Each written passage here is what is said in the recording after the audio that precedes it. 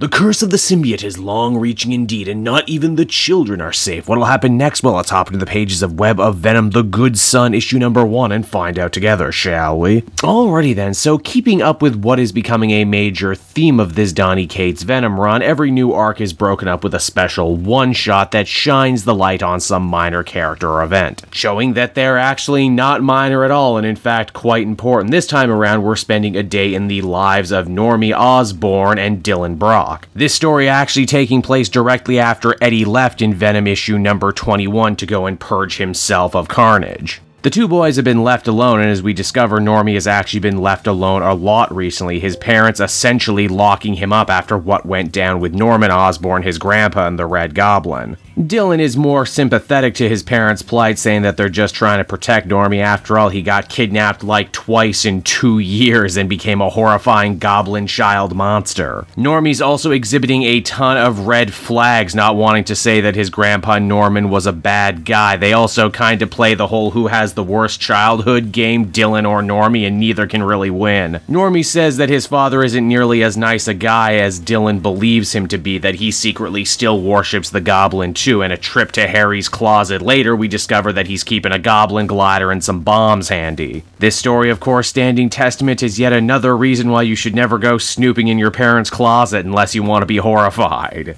Truth be told, Dylan's hands aren't completely clean. He's keeping a dark little secret himself right now from his father Eddie, and because Normie basically showed him his, it's time for him to repay the favor. You see, Dylan's actually keeping a tiny piece of the Carnage symbiote. We weren't exactly sure if he was keeping it willingly or if his mind was being controlled, and admittedly that is up in the air at the moment. What we do know for certain, though, this issue, is that by using his rare and still kind of unexplained connection to Null and the Clintar as a whole, Dylan can pretty much control this small piece of the Carnage symbiote using only his mind. Sick of being cooped up together, later that night after giving both Harry, Liz, and Sleeper the slip, the two boys decide to don masks and head on out on the town to have a night of chaotic fun. They use the piece of the Carnage symbiote to take control of a small woodland animal, and together they go and steal some chips from a local convenience store. Things get heated, and the clerk there almost ends up dead. And it's right around here you're probably wondering to yourself, wait, who is the good son here of the title? Who's the Macaulay Culkin, and who's the Elijah Wood?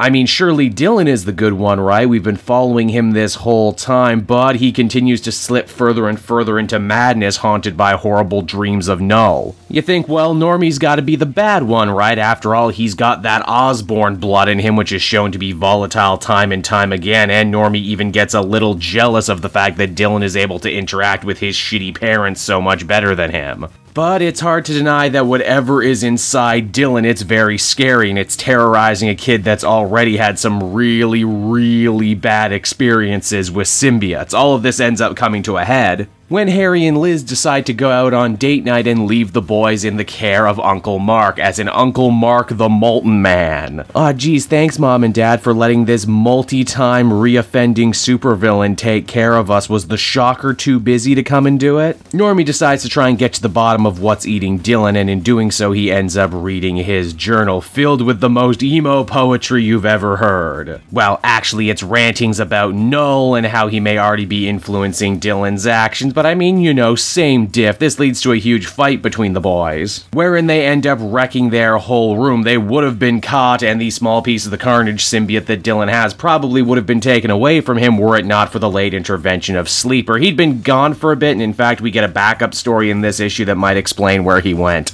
Dylan still refuses to give up the small piece of the symbiote, and Sleeper knows full well he can't take it away from the kid, but he makes him swear that when his dad Eddie comes back from his mission, they're going to have a big long talk about all of this. The boys then lie to Uncle Mark about the destruction and say that they were just playing baseball inside. Molten Man believes it because Molten Man is Molten Man. And as the comic winds down, we're treated to yet another nightmare from Dylan, which looks to be becoming much more real and much more horrifying the more time goes on. And so that was Web of of Venom The Good Son issue number 1, and I gotta say, this was an interesting little character piece on two characters who I never thought would actually get a whole issue devoted to themselves. I made a reference to the famous Elijah Wood Macaulay Culkin film of the same name, and it's pretty clear that that was the headspace the writer was in when working on this story. It's creepy kids all over the place being creepy. But moreover than that, there is a fair amount of moral ambiguity going on. Of course Normie Osborn is a messed up kid, just look at the life he's lived in such a short amount of time. Same goes for Dylan. Both these kids are already prime ticking time bombs, and unless their parents and guardians catch on to this soon, there's no telling how bad all of this could get. Ultimately, I'd give this a 7.5 out of 10.